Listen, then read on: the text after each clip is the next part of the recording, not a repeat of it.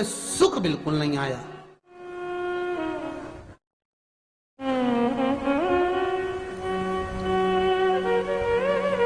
हमने कहा तूने कैसे चढ़ाया, वो भी तो सुने। तो क्या कैसे, क्या स्नान करा और मंदिर जाके लोटा चढ़ाया पानी का।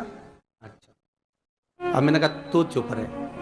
उसके पति, यहीं की इसी ऑफिस की बात है, भवानी मंडी से, उसके पति से पूछा, हाँ जी वर्मा जी सही बताओ पत्नी लोटा कैसे चढ़ाई। गुरुजी ना जाने कहां के महाराज के चक्कर में पड़ी, लोटा भर के पानी चढ़ाने जाए, नहाने के बाद बच्चा इतना सा रो रहा, चिल्ला रहा, पर उसको टच तक नहीं करे, किसी चीज के नहीं छुए, और बिल्कुल कोरी की कोरी साड़ी पहने, धुली हुई, पहले ही बाथरूम में टांग के धर दे, उसको कोई छू नहीं सकता, टाविल टच नहीं कर सकता, और ऐसी जाके शंकर जी के फिर लोटा चढ़ाए। मंदिर में अगर किसी ने छू लिया तो वापिस आ जाए, नहाए धोए फिर जाए।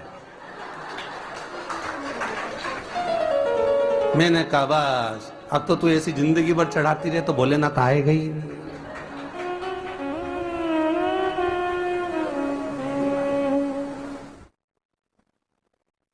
सत्य बोलो रे मिलेगा। कई लोगों ने पूछा शंकर को रिझाने के लिए कौन से कलर के कपड़े पहने कि शिव राजी हो जाए। शंकर को पाने के लिए कपड़ा बदलने की जरूरत नहीं होती, शंकर को पाने के लिए कलेजा बदलने की जरूरत होती है, शंकर मिल जाता है। कपड़े से शिव कभी नहीं मिला साहब। आप कौन से कलर के कपड़े पहन रहे हो ये शिव प्राप्त नहीं करोगे हो। सफेद पहन लिए, लाल पहन लिए, केसर के पहन लिया, उससे शंकर नहीं मिल रहा हो। बहुत सारी रुद्राक्ष की माला धारण कर ली, हाथ में भी खूब सारा रुद्राक्ष पहन लिया, यहां पर भी पहन लिया, कान में भी रुद्राक्ष धारण कर लिया, जटा पे भी रुद्राक्ष लगा लिया, उससे शिव नहीं मिलने वाला हो।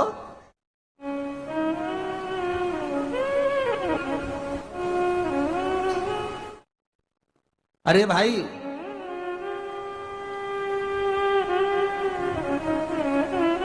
किसके पास में जा रहे हो आप जल चढ़ाने के लिए? जम के बोलिए जरा। शंकर जी के पास। शंकर जी कौन है? तुम्हारे कौन से मतलब नहीं है। भगवान को तो केवल इतना मतलब है कि आप मन कैसा लेकर आए हो। ये तन साफ करने से, स्नान करने से, खूब रगड़ रगड़ के नहाने से, लक्स पेयर्स खूब घिस घिस के नालों ने, क्रीम ने, पाउडर, डेंटिंग पेंटिंग करके फिर भगवान के पास जाओ और बढ़िया 2-4 घंटे तक फैशन करके भगवान को रिझाओ, भगवान रिझेगा? अरे गर्ग संहिता में लिखा है कि शंकर को एक बार प्रणाम करने का फल क्या है कि 10 अश्वमेध यज्ञ के स्नान का जो फल होता है वो मात्र शंकर को प्रणाम करने से मिल जाता है। कितना? 10 अश्वमेध यज्ञ के स्नान का जो फल है शंकर को मात्र प्रणाम करने से मिल जाता है। पर गर्ग संहिता कहती है कि 10 अश्वमेध यज्ञ के स्नान के बाद भी मनुष्य का जन्म वापिस मिल सकता है। मतलब वापिस तुम्हारा जन्म हो सकता है, किसी भी रूप में हो, जन्म हो सकता है। पर शिव पुराण कहती है, गर्ग संहिता, जितनी देर आप भगवान शिव की कथा में अपने मन को लगाते हो, चित्त को लगाते हो, हृदय को लगाते हो, उतनी देर भगवान नारायण, ब्रह्मदेव, इंद्रदेव, 33 कोटि देवता पितृलोक में आपके पूर्वजों के कंधे पर हाथ रखकर कथा को श्रवण करते हैं।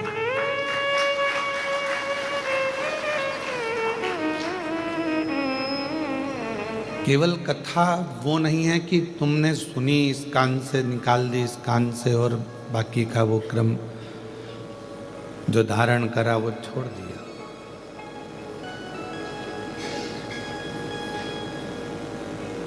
कथा का सबसे बड़ा क्रम यह है कि इन पूरी 7 दिन की कथा में से, भगवान की विरल कथा में से कुछ ऐसा ग्रहण कर लो जो आपकी जिंदगी को सार्थक बना दे। आज जलगांव कथा के यजमान परिवार भी यहाँ पर विराजमान है, मैं उनको भी बहुत बहुत साधुवाद देता हूँ। जिनके यहाँ 3 अक्टूबर से 9 अक्टूबर तक शिव महापुराण की दिव्य और भव्य कथा जलगांव में होने जा रही है। कथा केवल सुन लिया, बहुत सारे महाराज आते हैं, कथा कहते हैं और चले जाते हैं। कथा आपने सुन ली, आप भी अपने घर चले जाते हो। वो कथा नहीं है, उसको हम कथा नहीं कह सकते। कथा का सबसे बड़ा सार तत्व वो है कि आपने 7 दिन में से थोड़ा सा अंश मात्र भी अगर अपनी जिंदगी में उतार लिया कि मैंने शिव जी के मंदिर जाना चालू कर दिया, शंकर भगवान को 1 लोटा जल चढ़ाना प्रारंभ कर दिया, बेलपत्र चढ़ाना प्रारंभ कर दिया, या शिव मंदिर में सफाई करना प्रारंभ कर दिया, या श्री शिवाय नमस्तुभ्यम बोलना प्रारंभ कर दिया, तो समझ लो कि कथा ने आपके ऊपर असर करा और आप शंकर जी के पास पहुँचे। अब शिव जी ने आपका हाथ पकड़ लिया, अब आप कहीं भटकोगे नहीं और जिंदगी आपकी सहज। एक वक्ता जब व्यासपीठ पर बैठे तो जितने भक्त उसके कथा सुनने के लिए बैठे हैं उनका वक्त बदल दे तो समझ लो कि वक्ता है, और वक्त ही नहीं बदल पाए तो फिर वक्ता का मतलब ही क्या हुआ।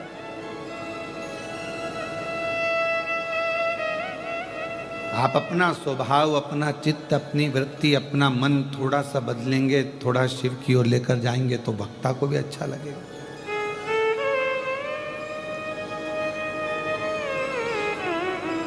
एक बार पितृलोक में से पितरों के देवता आर्यमा स्वामी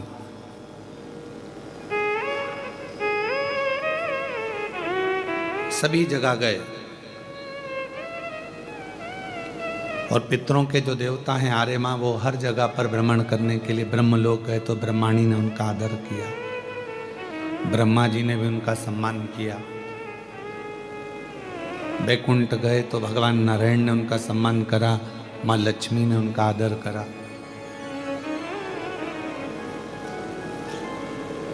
इंद्र लोग गए तो इंद्र जी ने उनका सम्मान करा, आदर करा, इंद्राणी ने सम्मान दिया।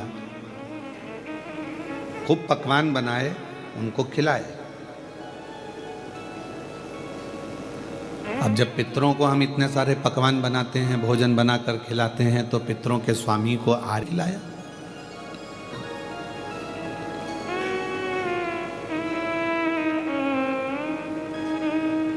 भगवान विष्णु के यहाँ भी लक्ष्मी जी ने बहुत मोतीचूर के लड्डू बनवाए और वो भी आर्यमा स्वामी को खूब खिलाए। ब्रह्मा जी के यहाँ ब्रह्माणी जी ने भी आर्यमा स्वामी को व्यवस्था करी, खूब सम्मान दिया। देवताओं ने खूब उनको, जिन जिन के यहाँ पर पितरों के देव, पितरों के स्वामी आर्यमा जी जहाँ जहाँ गए वहाँ सब ने सम्मान किया, सब आदर करे, खूब खिलाया। आर्यमा स्वामी चकाचक खूब पाए, पितरों के देवता है।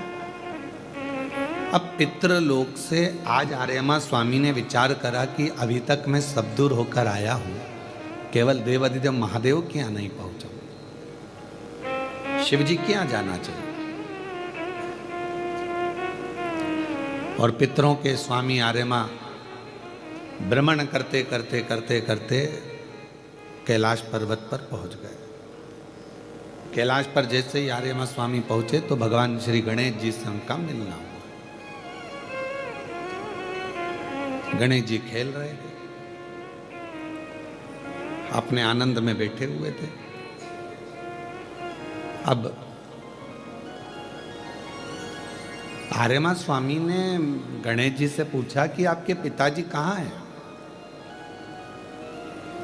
भगवान श्री गणेश जी महाराज ने समझाते हुए कहा कि वो तो माँ जगत जननी मेरी माता के साथ में, पार्वती जी के साथ में भ्रमण पर गए और कहीं ना कहीं सत्संग में लगे होंगे।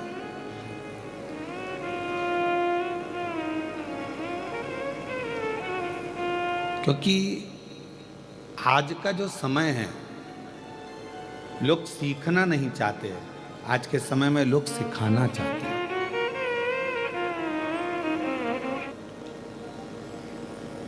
कभी चुपचाप से आप हमारे घर के बाहर खड़े होना एकांत में कहीं, और वहाँ जाकर देखना, जितना हम व्यासपीठ से कहते हैं कि घर के बच्चों को शंकर के मंदिर में एक लोटा जल चढ़ाने भेजो,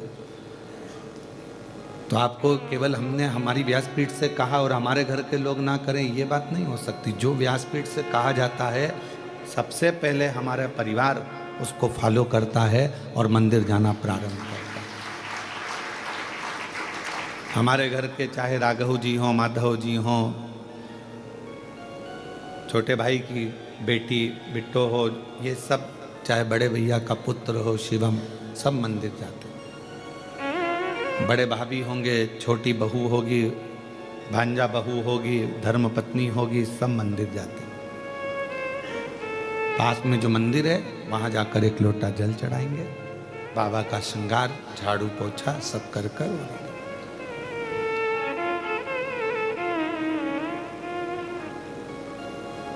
कोई बात अगर हम कह रहे हैं, एक वक्ता के लिए जिंदगी में सबसे बड़ी बात ये होती है कि वो जो बात कहे तो उस पर अपना खुद पर फॉलो जरूर करे। अब कोई विद्वान अगर कोई जगह पर बैठकर उसने ब्रॉडकास्ट किया और उसमें बोल दिया कि भाई सूर्य ग्रहण पड़ा है या चंद्र ग्रहण पड़ा है, चंद्र ग्रहण में 11-12 बजे, दोपहर में 12 बजे सूतक लग जाएगा, तो ना कोई खाए, ना कोई पानी पिए, ना कोई कुछ करे, अभी ग्रहण में बहुत चला। तो जिनने बोला हम उनसे पूछे, तुमने क्या दोपहर के 12 बजे से लेकर अगले दिन तक क्या पानी नहीं पिया? कथनी और करनी में अंतर होता है, बहुत अंतर, बहुत कठिन है।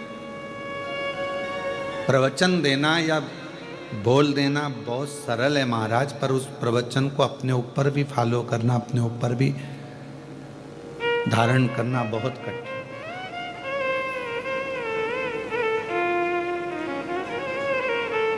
बहुत कठिन बात है। हम स्वयं आज के जमाने में, एक सास सोचती है मैं बहू को सुधार दूं, बहू सोचती है मैं सास को सुधार दूं, पति सोचता है पत्नी को सुधार दूं, पत्नी सोचती है पति को सुधार दूं, बेटी सोचती है माँ को सुधार दूं, माँ सोचती है बेटी को सुधार दूं। पर यहाँ शिव महापुराण की कथा कहती है कि आप किसी को मत सुधारो, अपने आप को सुधार लो।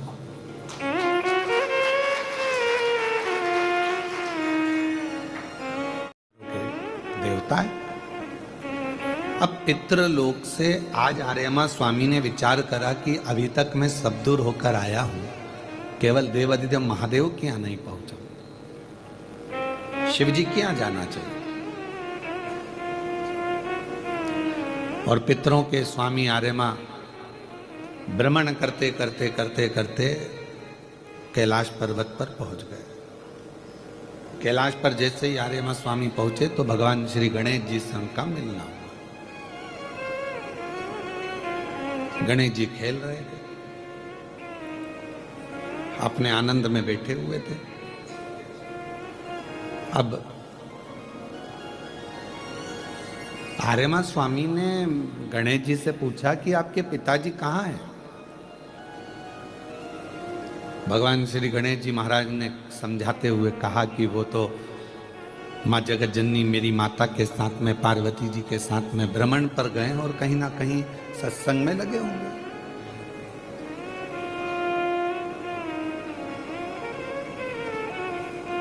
क्योंकि आज का जो समय है, लोग सीखना नहीं चाहते। आज के समय में आप जितनी बात व्यासपीठ से दुनिया के लोगों को समझाते हो, उतना अपने ऊपर भी अमल करो।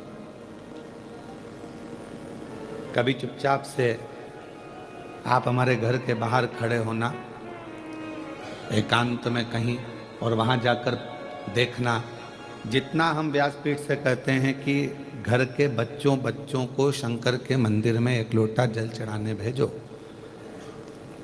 तो आपको केवल हमने हमारी व्यासपीठ से कहा और हमारे घर के लोग ना करें, ये बात नहीं हो सकती। जो व्यासपीठ से कहा जाता है सबसे पहले हमारा परिवार उसको फॉलो करता है और मंदिर जाना प्रारंभ करता है।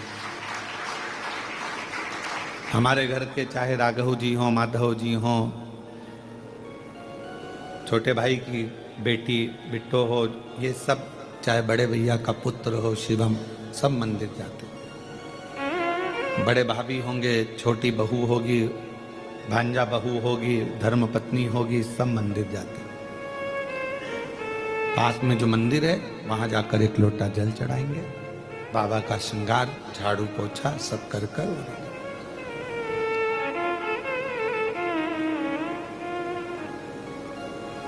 कोई बात अगर हम कह रहे हैं, एक वक्ता के लिए जिंदगी में सबसे बड़ी बात यह होती है कि वो जो बात कहे तो उस पर अपना खुद पर फॉलो जरूर करे।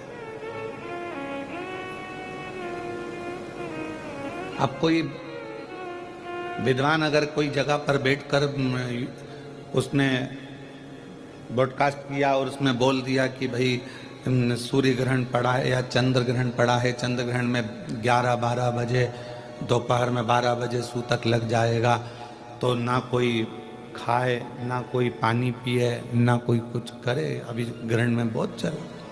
तो जिनने बोला हम उनसे पूछे, तुमने क्या दोपहर के 12 बजे से लेकर अगले दिन तक क्या पानी नहीं पिया? कथनी और करनी में अंतर होता है, बहुत अंतर, बहुत कठिन है। प्रवचन